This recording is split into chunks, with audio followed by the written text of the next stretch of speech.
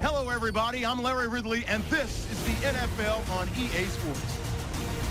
A pair of tight ends will be on the field today looking to do whatever it takes to give their team an advantage. It's the Buccaneers going up against the Rams.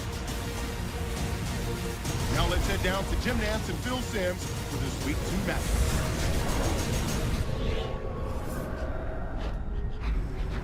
Rams, Buccaneers, it's pouring here as we're getting ready for today's matchup.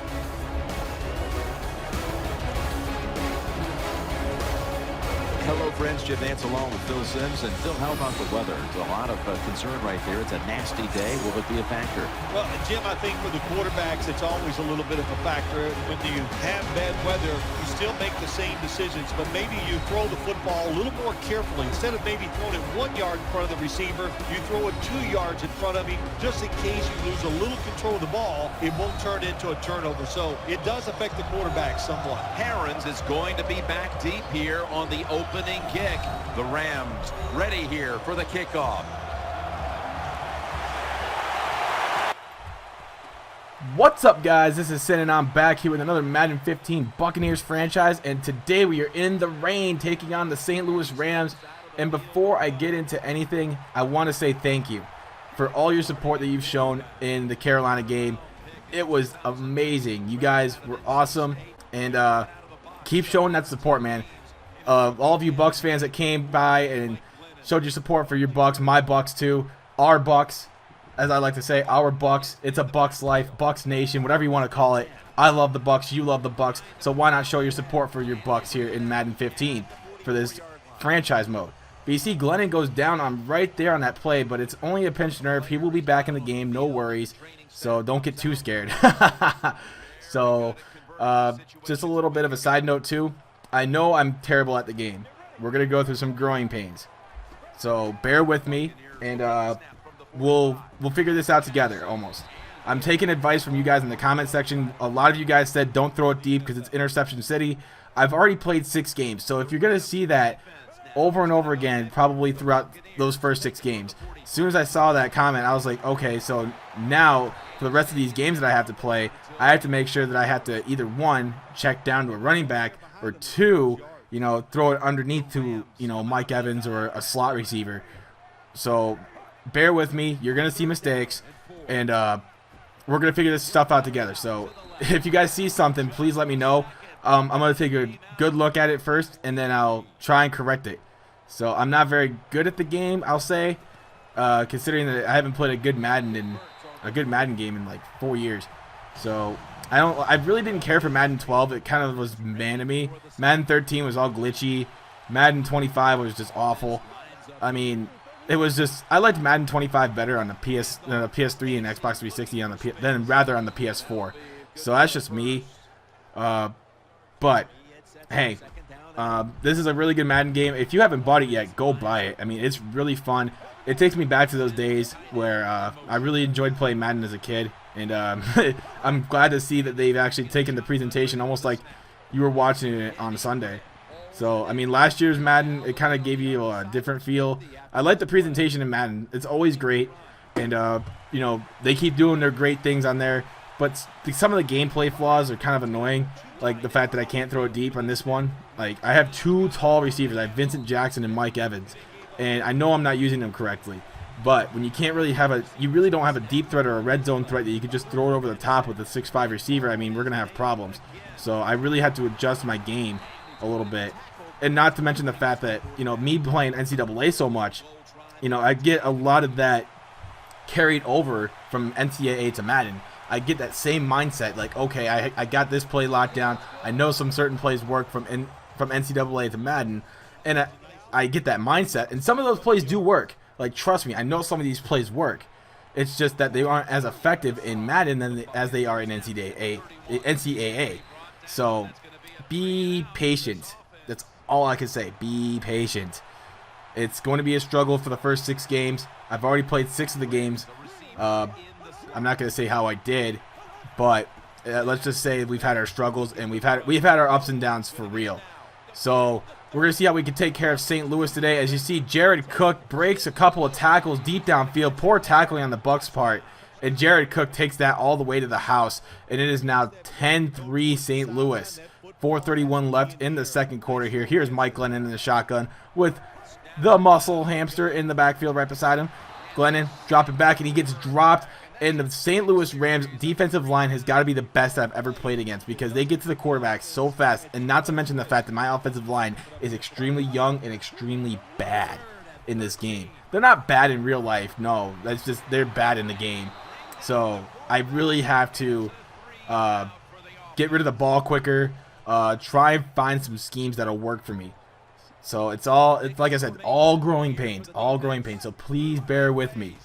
So 10-3 here again, still 3rd down and 3. Glennon dropping back, dumping it down. It is what the frick's his name? Whatever his name is. I forget his name. God dang, I forget. But we're gonna go for it on 4th and inches. Screw that name. Stalker, that's his name. Anyway, but we get the first down with Pryor, and Pryor's gonna keep the chains going, and the Bucs keep their possession alive. Now 3rd down and inches. We're gonna try and get this first down once again. Here is Doug Martin on the long side with Mike Glennon, and they're going to throw it. And we try to get a screen pass off, but the defense gets us too fast, and we have to go for it again on 4th and inches. And we're going to try and hand the football off to time, try and be safe with the football, hand it off to Pryor, and Pryor crosses that first down line, and we're going to keep the drive alive. That's all we need right now. We just need to keep drives alive and make sure that we are set, because I don't want any stupid mistakes. So 1:33 left. Glennon dropping back, looking. He gets dropped again, and he fumbles the football, and it's recovered by St. Louis. Oh, my Lord. This game's gone from bad to worse. But with 1:02 remaining here in the second quarter, the St. Louis Rams are here with a 3rd and 16. Bradford in the shotgun with Stacy right beside him. And here is Bradford back to throw, looking over the middle, and he's going to get it off to Tavon Austin, and Tavon Austin's going to get dropped well short of the first down. And they're going to try and settle for a long field goal with Legatron. I think this is definitely his range, but maybe not in the rain. They're going to give it a shot anyway. So the kick is actually long enough, but it's wide right. So no good, and Legatron misses his first field goal of the season. And now we have 3 seconds left in the half. Hail Mary time. Glennon dropping back, way back, throws a bomb to the end zone, and the deep ball doesn't work, but this play somehow did.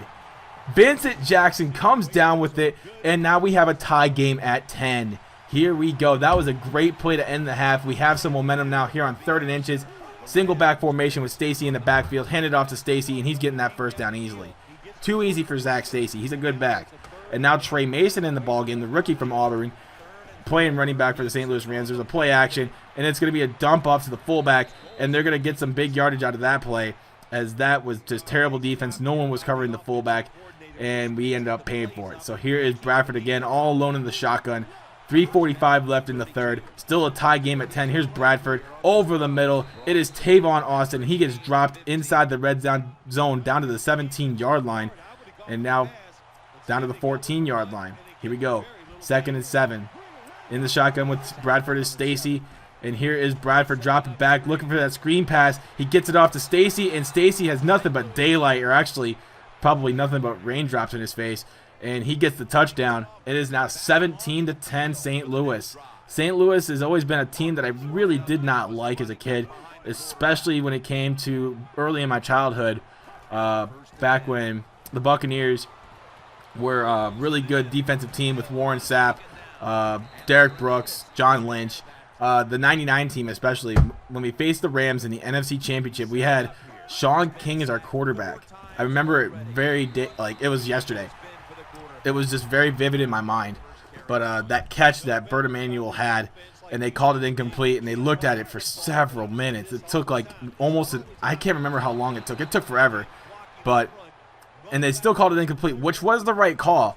I'm gonna be completely unbiased here, but it was an incomplete pass, and it was a right call. But the fact that it was such a close game, and the fact that we were so close to going to the Super Bowl was just such a heartbreaker. And I was like 9 years old when that happened, so it was heartbreaking to see that happen to my team. But a few years later, we got Brad Johnson, Keenan McCardle, Keyshawn Johnson, and we hired John Gruden as our coach, and we won a Super Bowl. So it kind of makes up for it in a sense. So I'm all right with that. But now it's the fourth quarter here. Back to the gameplay.